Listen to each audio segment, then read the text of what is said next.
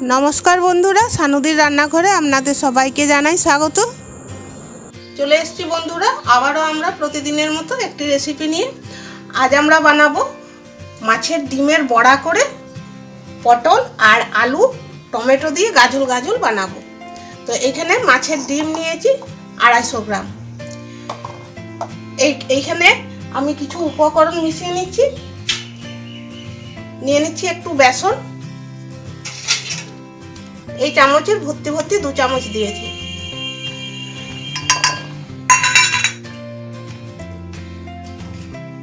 একটু হলুদের গুঁড়ো দিয়ে দিচ্ছি,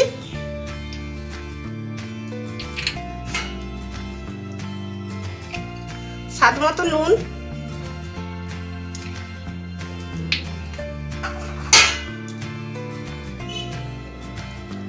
দিয়ে দিচ্ছি আদা রসুন জিরা আর কাঁচা লঙ্কা বাটা একসঙ্গে আমি বেটে নিয়েছি, দিয়ে দিচ্ছি।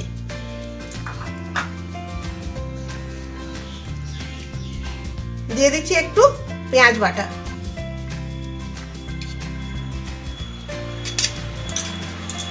এরপর সব উপকরণগুলো আমি একসঙ্গে মেখে নিচ্ছি।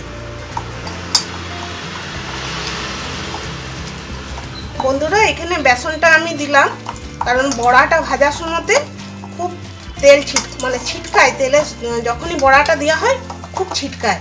তো বেসনটা দিলে বড়াটা খেতেও ভালো লাগবে আর ছিটকাবে না। তবে বেসনটা একটু কম পরিমাণে দিতে হবে, বেশি দিয়ে দিলে বড়াটার ভিতরটা শক্ত হয়ে যাবে। খুব ভালো করে আমি এভাবে চটকে চটকে মেখে নিচ্ছি। বন্ধুরা এভাবে মেখে নিয়েছি।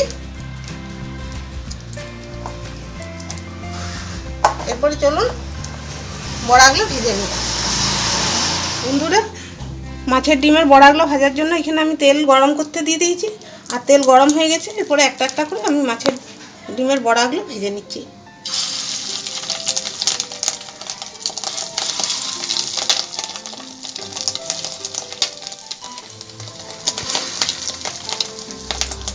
আর বড়াগুলো ভাজার সময় আঁচটা একদমই কমিয়ে দিতে হবে, তা নাহলে উপরটা পুড়ে যাবে আর ভেতরটা কাঁচা থেকে যাবে।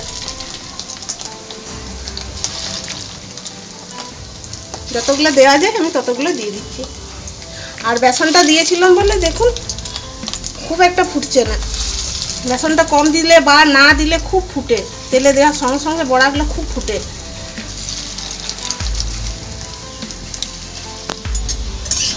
বন্ধুরা এই দেখুন এরকম উল্টে পাল্টে লাল লাল করে কম আছে আমি ভেজে নিয়েছি।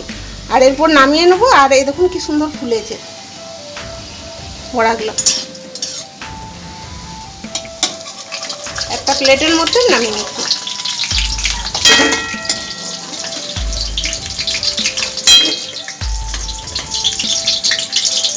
বড়াগুলো আমি একইভাবে ভেজে নিচ্ছি।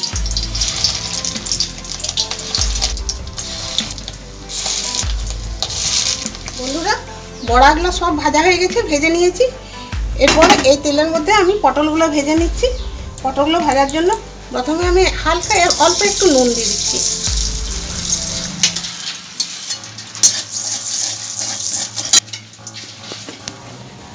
দিয়ে দিচ্ছি পটল।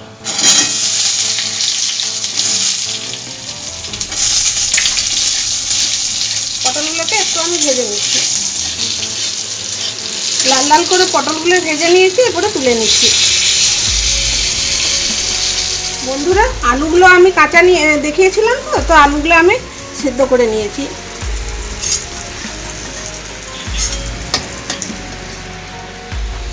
এই তেলের সঙ্গে আরেকটু আমি সরষের তেল দিয়ে দিচ্ছি।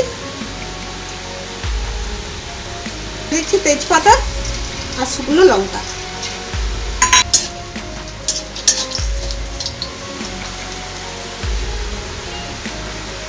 দিয়ে দিলাম টমেটো,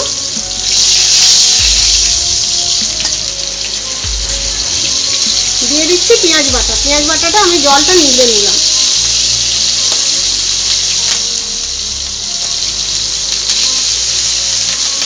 জলটা নিগড়ে নিলে কি হয়, পেঁয়াজটা ভালো করে ভাজা যায়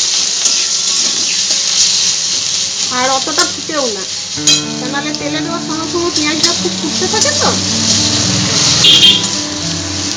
আমি ভেজে নিচ্ছি।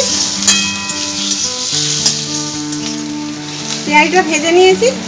এরপর দিয়ে দিচ্ছি বেটে রাখা কাঁচা লঙ্কা, রসুন, আদা, জিরে।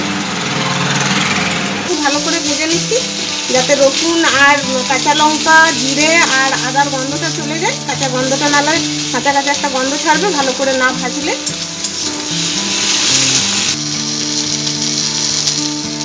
দিয়ে দিচ্ছি হলুদের গুঁড়ো,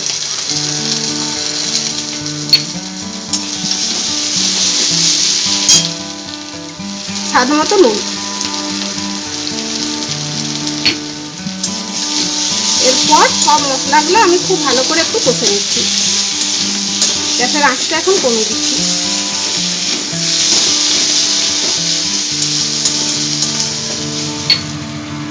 বন্ধুরা, একটু আমি কাশ্মীরি লঙ্কার গুঁড়ো দিচ্ছি।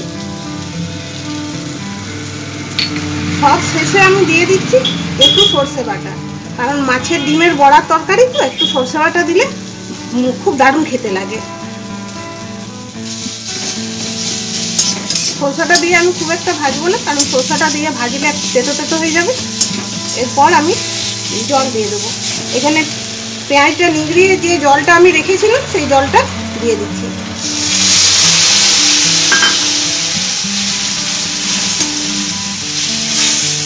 জলটা দিয়ে আমি একটুক্ষণ হতে দেবো। মশলাটা খুব ভালো করে কষিয়ে নিয়েছি আর মশলাটা একদম রেডি হয়ে গেছে। এরপর দিয়ে দিচ্ছি ভেজে রাখা পটল আর সিদ্ধ করা আলু।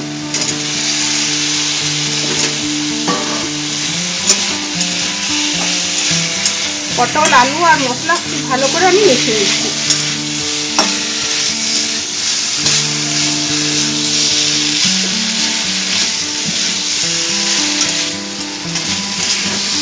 এরপর দিয়ে দিচ্ছি পরিমাণ মতো জল।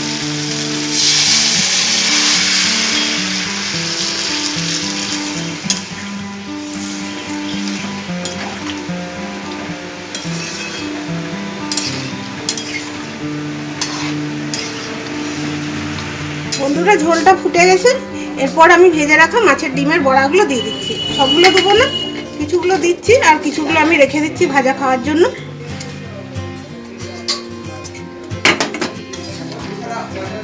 বড়াগুলো দিয়ে একটু ভালো করে আমি ফুটিয়ে নেব। আর কি সুন্দর দেখতে লাগছে।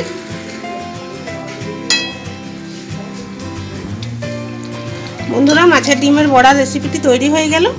আর বন্ধুরা, মাছের ডিমের বড়া রেসিপিটি ভালো লাগলে লাইক করুন, শেয়ার করুন, আর কেমন লাগলো আমাকে কমেন্টে জানাবেন। আমাদের এই চ্যানেলটিকে সাবস্ক্রাইব করে আমাদের পাশে থাকুন। আর সবাই ভালো থাকুন, সুস্থ থাকুন। দেখা হবে পরের ভিডিওতে। নমস্কার।